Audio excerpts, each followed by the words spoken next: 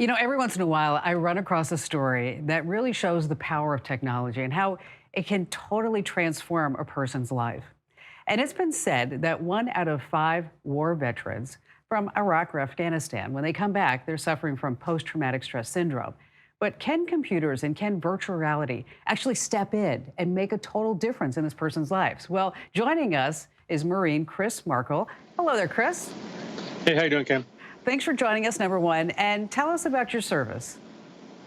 So I served in the Marine Corps out of Camp Pendleton for about 14 years, deployed multiple times to both theaters, Iraq and Afghanistan, with the Marine Corps, State Department, Department of Defense. So I was pretty busy most of that time. Well, I'll say, and that's a long time to be deployed, huh?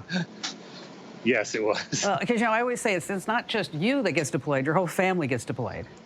Yes, and that's a major piece of our family having to go through the symptoms that we bring home and having to adjust to.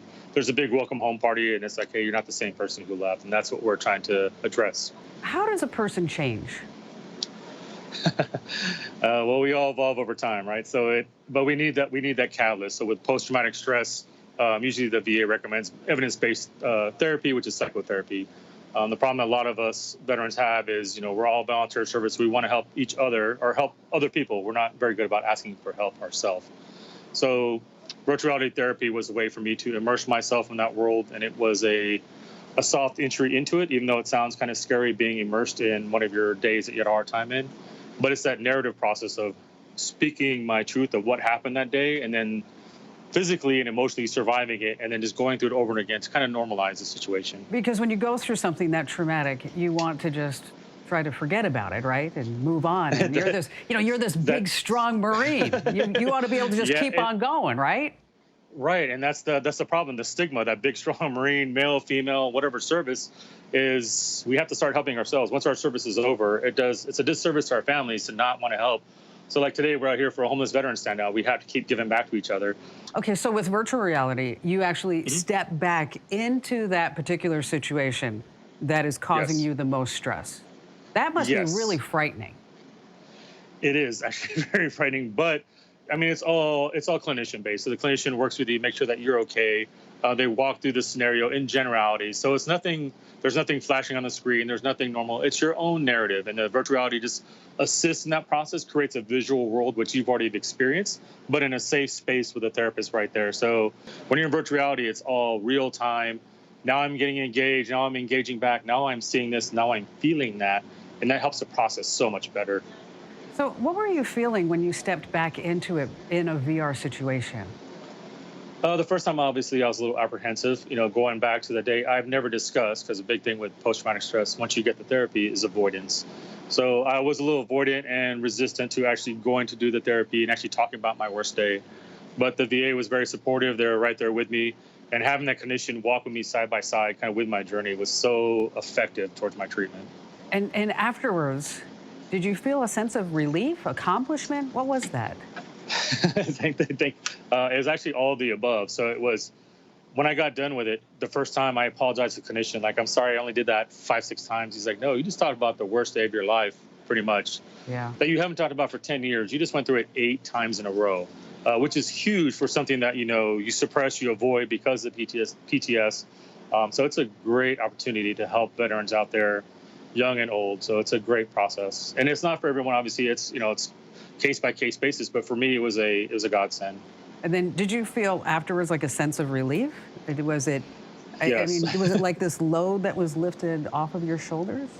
Yes, all of the above. So yeah, we literally carry that weight on our shoulders. That's what a lot of us have, that somatic stress. So my tense shoulders, headaches, irritable bowel syndrome, all those things are my body trying to get that traumatic stress out. And so once I actually got it out of my system, you could physically feel it. I was a little nauseous. Everybody's different, but I just kind of felt so disorientated because I was letting all that out, all that bad emotion, all those 10, 15 years of feeling it was my fault or I could have done something or whatever it is. For me specifically, it was just that being overwhelmed sensory of seeing and smelling and being immersed in a war and actually saying, I could probably die today because it was a really intense day. Talk to us a little bit about the VR. How realistic is it?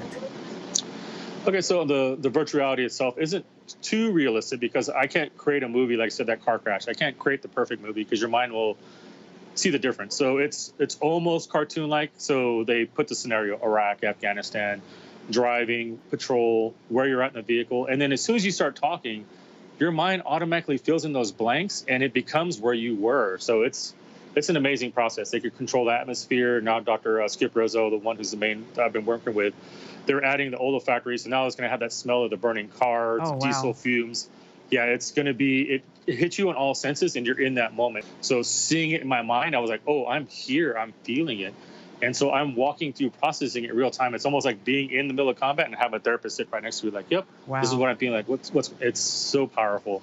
That is something. I'm so glad that you joined us and you told us all about this. Well, thank you so much.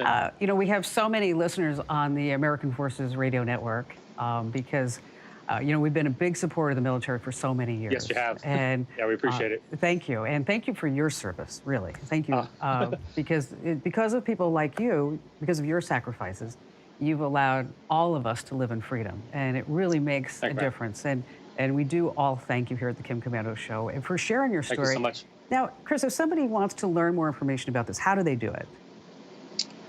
So right now we're working with Brave Mind is going to be powered by Soldier Strong. So Soldier Strong would be the main link right now that I would recommend. We're raising money. We're going to donate, and we're going to take all those units. We're going to donate them to 10 different VAs throughout America. Soldier Strong is the actual title, and actually have a new brand, Strong Mind, which is going to have all the links to actual virtual reality, where you can get the treatments at, and links to providers that can help you, you know, in the interim. So there are virtual reality units throughout the various VAs in America, and they can connect you to those services. So it's just the hard part is just that first step in saying, yeah, I need help. And that's what we need, if not for ourselves, for our families, because they waited for us. Yes. And like you said, we fought for our freedom, but that shouldn't be our whole story. We should be able to move forward and give back and, you know, have the great Independence Day that, you know, people like, you know, you have supported us. So we really appreciate, you know, the Kim Komando Show and everything else. I listened to AFN Armed Forces Network when I was downrange. So I love listening to you guys. Well, here's what I'd like to do is that I'd like to contribute. Oh, that'd be awesome. And I'd like to help you guys get some VR units out to where you need to get them. So you can count on my donations. And thank you so much. I'm happy to do it. And for all of our listeners and viewers of the Kim Komando Show, Chris, once again, thank you for joining us. If you want to learn more about this program, just hit the website. Head over to komando.com. That's KOMANDO.com, of course. And in that Show Picks button, we'll have all the links that you need. And if you have an inspiring story, use of technology that's unique that you'd like to share with us, I'd love to hear from you.